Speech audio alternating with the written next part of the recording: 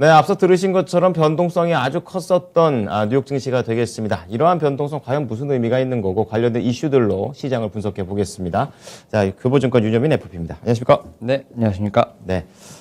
자, 그럼 첫 번째 주제부터 보겠습니다. 연결고리 보여주시죠. 네, 언더아머 C클래스 시장 수익률을 상회했다. 나이키의 대항마가 될 자질이 충분하다. 자질이 충분하다. 아직은 대항마는 안 된다.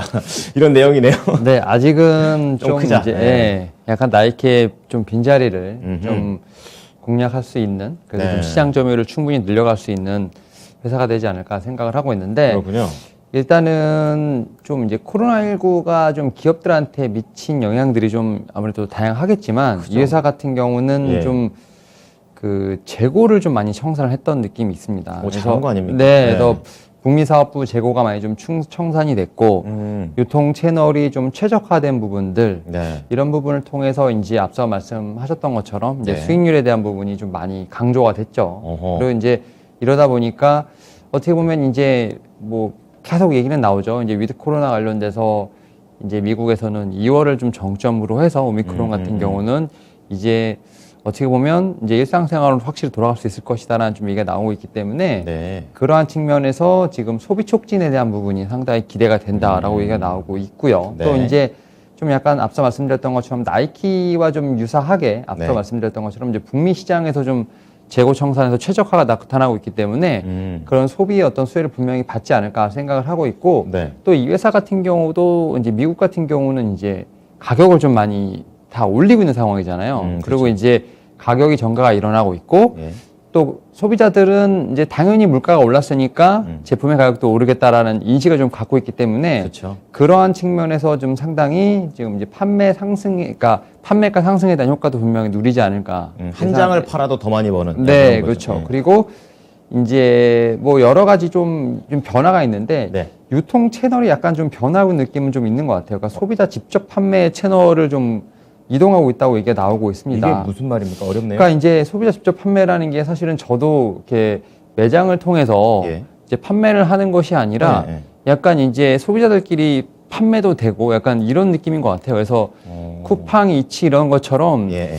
약간의 좀 그 유통 채널에 약간 변화되는 느낌이 좀 있는 것 같아요. 근데 좀 더 뭐랄까 변화는 되는데 좀 더 직접적으로 네. 변하는 것 같아요. 네, 예. 그래서 일단은 좀 이제 온라인 뭐 직영 온라인 채널 쪽 이렇게 좀 약간 좀 이렇게 변화되는 느낌. 그렇군요. 그러다 보니까 네. 유통이 좀 빠르게 돌아가고 네. 유통에서 나오는 어떤 비용도 절감할 수 있는 그런 부분들이 상당히 좀 이제 강조가 되지 않나 좀 예상이 되고 있고. 최적화 맞네요, 진짜 말 그대로. 네. 그리고 이제 주가가 사실은 지금 작년 11월부터 시작해서 봤을 때 거의 한 20% 정도, 30% 정도 좀 조정을 받았는데 많이 밀렸어요. 네, 오히려 이제 매수의 구간이다. 아하. 라고 지금 계속 애널리스트들이 좀 얘기를 하고 있는 부분이 있기 때문에 네. 충분히 지금 업사이드가 있다라고 좀 얘기가 나와 있고 그리고 이제 나이키와 마찬가지로 이제 이 회사도 이제 NFT 좀 시장에 좀 진출을 했죠. 여기도 무슨 뭐 세상 만들고 그런 거. 네, 작년 12월부터 NFT 시장을 이제 진입을 했는데 네. 아직까지 뭐 나이키랜드처럼 네네. 약간 어떻게 보면 좀 플랫폼을 만들었다기보다는 일단은 스테판 커리 그 미국 NBA에서 지금 3점슛 잘 넣어주는 분. 그분의 어떤 신었던 커리 플로우 9 운동화를 지금 예. NFT로 만들어서 아하. 일단은 좀 진입을 한 상태라 볼 수 있을 것 같고 그렇군요. 그러니까 좀 이렇게 소비 유통업체들이 NFT로 약간 진입을 하는 이유가 결국은 이제 일단 표면적으로 봤을 때는 뭐 그 마케팅 효과가 상당히 큰 거. 그렇죠. 네. 그러니까 이제 나도 저거 갖고 싶다. 그러니까 유통에 관련된 어떤 뭐 오프라인 그쵸. 이런 어떤 매장이라든지 어떤 이런 고정비가 많이 안 들어가는 대신에 네. 마케팅 효과가 엄청 크기 때문에 가성비가 좋다. 네 일단은 조금은 이제 좀 발을 담그는 듯한 느낌은 좀 있는 것 같다라고 그렇군요. 말씀드릴 수 있을 예, 것 같고 사실은 이제 이 언더아머도 이 NFT 시장에 대한 좀 시장의 가능성을 좀 약간 타진하는 느낌은 좀 있다라고 볼 수 있을 것 같아요. 그래서 네. 일단은 여기서 좀 인기가 있는 그러니까 NFT 시장에서 인기가 있다라고 생각이 들면 그게 분명히 오프라인에서도 분명히 인기가 있을 것이고 젊은 층이 좋아한다는 얘기죠. 네, 그런 측면에서 봤을 때 또 네. 흔히 얘기해서 이제 실패를 한다 하더라도 그만큼 이제 투자된 비용이 좀 많이 오프라인 때보다는 세이브가 됐기 때문에 부담 없이 도전할 수 있다는 네, 거군요. 그래서 예. 아마 이 언더아머 같은 경우는 이제 앞서 말씀드렸던 것처럼 북미 시장에서 어떤 좀 수익성이 상당히 개선된 그런 측면을 통해서 네. 일단 NFT 시장도 좀 도전을 해볼 것이고 뭐 그러다 보니까 올해는 분명히 이제 작년에 좀 힘들었던 주가의 모양새 네. 뭐 지금도 그렇지만 다시 한번 좀 반등이 나올 수 있는 한 해가 되지 않을까 생각을 하면서 네. 분명히 나이키의 어떤 발자취를 따라가지 않을까 생각하고 있습니다. 자, 지금 코로나를 이제 기점으로 해가지고 이제 언더아머라는 회사 자체가 상당히 몸매를 아주 날씬하게 빼고 좀 최적화됐다라는 그런 내용이 나오고 있는데, 자, 그렇다면 국내에서도 어쨌든 이걸 뭐 의류 쪽으로 연결을 해보자고 갖고 오신 건가요? 아니면 어느 쪽입니까? 그러니까 의류부 NFT 다 연결이 되지 않을까 생각을 하는데 직접적으로 연관이 있는 회사는 이제 효성이라 말씀드릴 수 있을 것 같은데 그렇군요. 이제 언더아머의 의류용 원단을 좀 이제 혼용되는 이제 스판덱스 늘어나는 관련돼서 이제 좀 연관이 있죠. 그래서 그쵸. 사실 스포츠웨어 같은 경우는 이제 아무래도 이 스판덱스가 좀 많이 쓰이고 있다라 볼 수 있을 것 같고 사실은 효성은 이제 그런 쪽에서 봤을 때 화학적으로는 상당히 기술력이 있다. 측면에서 봤을 때 직접적인 연관이 있다 말씀드릴 수 있을 것 같고 네. 그리고 이제 이 NFT 관련된 쪽에서 보게 되면 결국은 이제 가상결제랑도 좀 상당히 많이 연관되는 부분이 그렇죠. 좀 있어요. 그래서 맞아요. 예. 우리나라 기업 중에 이제 다날이라는 좀 회사가 있는데 네. 이 다날이 최근에 보게 되면 뭐 네이버 클라우드랑 좀 업무 협약을 좀 하면서 사실은 이제 좀 세계화로 좀 이제 나아가는 모습을 좀 보여주고 있어요. 거기다 또 그렇군요. 이제 이 다날 같은 경우는 이제 게임 팟에 지금 추가된 외부 결제 서비스를 좀 선보이는 게 때문에 네.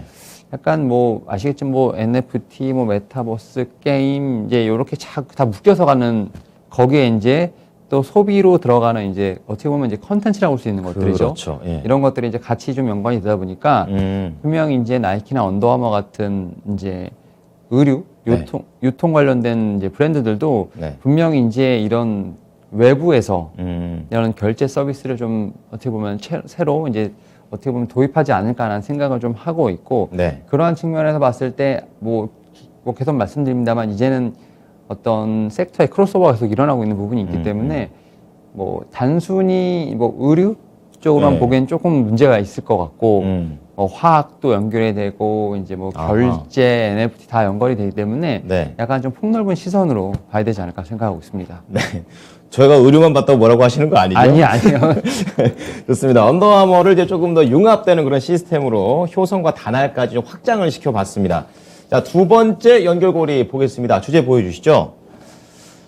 자, 우버 테크놀로지. 올 해가 기대되는 회사다. 아주 약간 막연합니다. 왜 기대가 됩니까?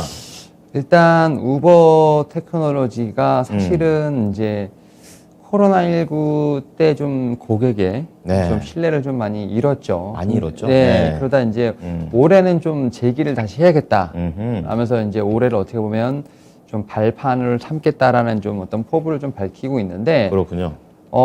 일단은 이 회사가 사실 M&A를 좀 많이 했었어요. 그래서 그 배달업체에 대한 M&A를 많이 실시를 했고 네. 작년 2월에 이제 주류 배달 업체죠. 드리즐러를 좀 인수를 했고, 아, 그렇군요. 2020년에는 미국의 4위 음식 배달 서비스죠. 포스트메이트도 인수를 했는데, 이런 부분이 사실은 이제 코로나19 때는 좀 견딜 수 있었어요. 네. 그러니까 어떻게 보면 이제 이런 배달 서비스를 통해서 회사에 많이 어느 정도의 쓰잖아요. 네. 매출을 내긴 했었습니다만, 아무래도 모빌리티 부분에서 좀 수요가 많이 악했던 부분 있었죠. 그쵸. 사실은 이제 팬데믹 기간 동안에 사실 어떻게 보면 이제 운전사들의 어떤 코로나 문제도 있고 여러 가지 문제가 있었는데 네. 이제는 이제 확실히 좀 이런 기대감이 상존하고 있는 것 같아요. 이제 생활이 정상화로 돌아가게 되면 뭐 음식 배달 서비스는 배달 서비스로 되는 거지만 이제 네. 모빌리티 부분이 확실히 개선될 것이다. 본업이 모빌리티 네. 이걸 잘해야죠, 이거. 그러니까 이제 네. 뭐 항공이라든지 뭐 그러니까 여행이라죠, 여행 항공, 그다음 출장 네. 관련 쪽에서 분명히 수혜가 이제 재개될 수밖에 없고 그러다 보니까 우버에서도 분명히 이제 운전자들도 다시 채용을 할 것이고 어떻게 보면 이제 선순환이 돌 것이다라는 얘기가 좀 있는 것 같아요. 그렇군요. 그래서 이러한 측면에서 봤을 때 충분히 이제 올해 제가 볼 때는 모빌리티 쪽으로는 분명히 반등이 일어나지 않을까라는 생각을 하고 있는데 네. 다만 이제 앞서 말씀드렸던 것처럼 이제 2월까지는 조금은 버텨야 되는군요. 네, 이 오미크론의 어떤 확산세를 계속 봐야 되는 부분이 있기 때문에 그렇죠. 일단 1분기까지는 이제 뭐 넓게 봤을 때 1분기까지는 조금 보수적으로 좀 보시되 네. 아마 한 2분기부터는 좀 본격적으로 그런 부분이 좀 매출에 반영되지 않을까 생각을 하면서 네. 일단은 지금은 좀 관심주로 한번 보시는 게 어떨까 말씀을 드려보도록 하겠습니다. 네, 우버 테크놀로지 다시 한번 반격의 기회를 노리고 있는 그런 회사가 되겠습니다. 뭐 여러 가지 배달 그리고 본업인 자동차 모빌리티까지. 자, 그런데 국내에서는 어떻게 봐야 될까요? 모빌리티 플랫폼으로 봐야 되는 건지 아니면 이제 배달이나 이런 쪽으로 봐야 되는 건지. 사실 이 우버 테크놀로지가 관련된 종목이 상당히 많습니다. 그러니까 그렇죠. 이제 너무 광범위한데요?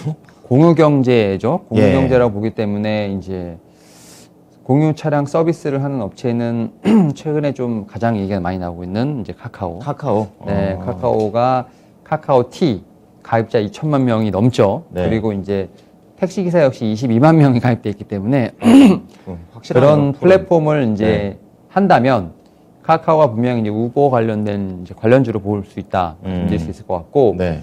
최근에 이제 또 AJ 렌터카를 좀 인수를 하면서 차량 공유 사업 서비스에 좀 끼어든 회사가 있습니다. 바로 그렇죠. 이제 SK 네트워크스가 있기 때문에 네. 약간 차량 공유로 봤을 때는 이제 이런 회사들 충분히 관련주로 엮일 수 있는데 일단 뭐 제가 또 말씀 안 드리겠습니다만 자율주행 관련된 쪽으로도 엮일 수가 있어요. 우버 같은 경우는. 아, 자율주행까지. 네, 그래서 네. 자율주행 관련된 부분에서 뭐 제가 뭐 그러니까 몇 주 전에 소개시켜줬던 뭐 캠트로닉스라든지 뭐 예, 칩세미드 이런 종목들도 다 이제 자율주행을 엮이기 때문에 사실 우버 같은 경우는 이제 어떤 배달 말씀하셨던 것처럼 배달도 네. 있겠지만 네. 유틸리티, 플랫폼 여기에 자율주행까지 다 어떻게 보면 엮일 수 있는 부분이 있기 때문에 네. 좀 이제 우버 테크놀로지의 어떤 앞서 말씀드렸던 1분기 이후에 좀 반등을 보신다고 한다면 관련주들도 같이 좀 움직일 수 있지 않을까 좀 생각을 하면서 예. 좀 이제 같은 어떤 카테고리 있는 종목들을 한번 같이 한번 보시는 게 어떨까 한번 말씀드려보도록 하겠습니다. 그럼 이거에서 기술력 중심으로 이렇게 얘기를 해주셨는데 그럼 리오프닝하고도 연결되는 거죠? 리오프닝 시그널 정도? 그렇죠. 그러니까 예, 앞서 예. 말씀드렸던 이제 언더아머나 예. 우버 테크놀로지가 그렇죠.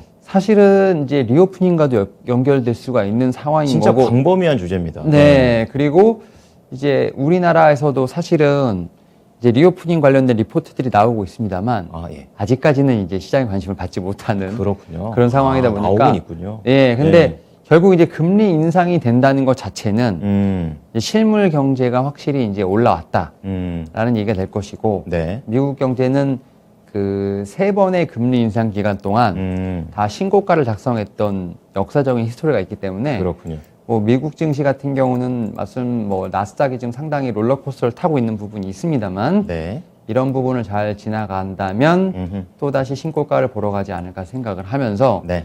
오히려 이렇게 눌려 있을 때 좀 이제 종목들을 계속 보시는 게 어떨까 생각을 하고 있습니다. 네. 다음에 또 이런 또 시야 한번 넓혀주시기 바랍니다. 오늘 말씀 감사합니다. 네, 감사합니다. 네. 지금까지 교보증권 윤여민 FP와 함께한 연결고리였습니다.